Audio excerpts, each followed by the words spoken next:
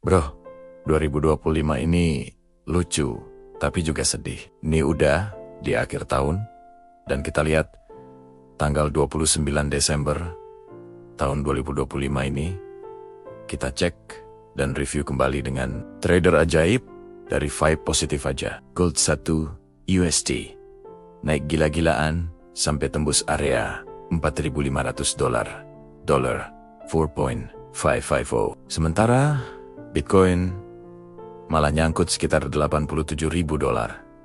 Pertanyaannya, kok bisa emas yang boomer aset justru lebih gacor dari Bitcoin di akhir tahun 2025? Tenang, kita bedah pelan-pelan. Versi waras, bukan versi to the moon dulu. Logika belakangan, Beryl, grafik XAU USD, record high, tambah BTC chart flat. Fakta pergerakan, biar kebayang di akhir Desember tahun 2025. Banyak media finansial nyatet gold tembus di atas $4.500 dan sempat nyentuh area $4.526 karena arus safe haven dan faktor makro. Sementara itu, Bitcoin turun lagi di bawah $87.000 di momen pasar sepi akhir tahun dan sentimen risk-off. CoinDesk +1. Bahkan ada kolom yang nyebut 2025 ini gold naik 70%. Sedangkan Bitcoin turun sekitar 6% akhir tahun di Guardian 1. Jadi kalau orang bilang kok emas lebih profit, secara ITD 2025 memang kelihatan begitu. Beryl, headline gold, 70% BTC and Ether. Kenapa gold bisa lebih menang di 2025? Ada 4 mesin utama yang dorong emas di 2025 banding 1. Safe haven saat dunia lagi panas. Ketika ketegangan geopolitik naik, tambah ketidakpastian ekonomi, investor punya kebiasaan klasik, kabur ke aset yang dianggap aman, dan emas itu rajanya. Media juga ngangkat narasi ini. Arus ke logam mulia naik saat tensi geopolitik meningkat. Saat dunia berisik emas itu kayak mode silent. Dia nggak banyak drama, tapi naik. Tuh, ekspektasi rate cut 2026 bikin emas makin menarik. Kalau pasar mulai percaya, suku bunga bakal turun. Emas sering diuntungkan karena opportunity cost pegang emas mengecil. Beberapa analisis nyambungin rally emas 2025 dengan ekspektasi kebijakan suku bunga ke depan. The Guardian +13. Central Bank beli emas through structured demand. Ini penting banget. Bank sentral banyak yang menambah cadangan emas sebagai strategi diversifikasi cadangan devisa. World Gold Council WGC menunjukkan pembelian bank sentral tetap tinggi dan ada data kuartalan demand yang kuat. For ETF, tambah investor arus besar.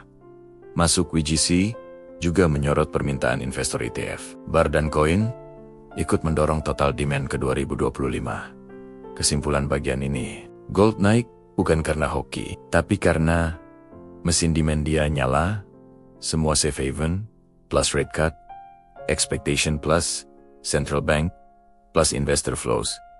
Kenapa Bitcoin malah tertahan di 87 Kelvin? Sekarang, sisi Bitcoin. Ini bukan Bitcoin jelek ya, tapi 2025 punya faktor yang bikin BTC nggak segacor emas di akhir tahun. One Bitcoin masih sering diperlakukan sebagai risk asset. Banyak analis menilai Bitcoin sering bergerak seperti aset berisiko, bukan pelindung saat market panik. Dalam stres geopolitik atau market, gold cenderung lebih konsisten risk off. Tuh akhir tahun likuiditas tipis, tambah market, gampang digoyang. CoinDesk dan Yahoo Finance ngangkat bahwa BTC turun lagi di bawah 87 Kelvin saat aset kripto melemah, sementara logam mulia justru rally. Di kondisi seperti ini, volatilitas BTC bisa terasa ngeselin.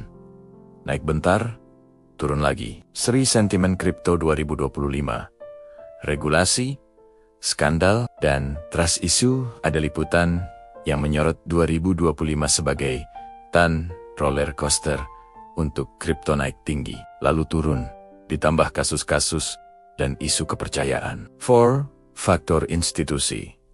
perusahaan besar yang lebih defensif. Contoh, ada berita bahwa strategi MSTR menahan diri, fokus bangun cadangan dolar untuk antisipasi crypto winter yang ikut memukul mood pasar. Kesimpulan bagian BTC, Bitcoin itu bukan nggak bagus, tapi di akhir 2025 dia kena kombinasi risk of mood, likuiditas tipis, sentimen kripto campur aduk, dan sebagian institusi lebih defensif. Kenapa gold lebih profit dari Bitcoin versi jujur? Kalau kamu ngelihatnya dari akhir 2025 YTD 2025. Gold punya narasi yang gampang dipahami semua orang.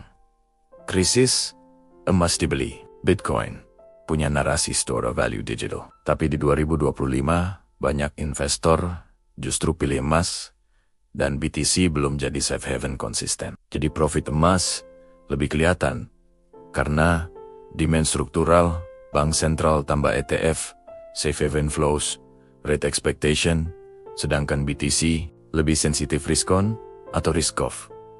Volatilitas tambah trust headline, year-end conditions. Intinya gini bro, 2025 adalah tahun emas jadi king of safety dan Bitcoin jadi king of volatility. Buat kita yang mau waras, jangan fanatik. Belajar porsi, belajar risiko, dan jangan kebawa emosi timeline. Kalau menurut kamu video ini berguna, share aja ke teman yang masih debat emas versus Bitcoin tiap minggu. Vibe positif aja. Yuk, bagi yang suka dengan investasi gold, please help to share to your friend. Dan gak perlu like, gak perlu subscribe.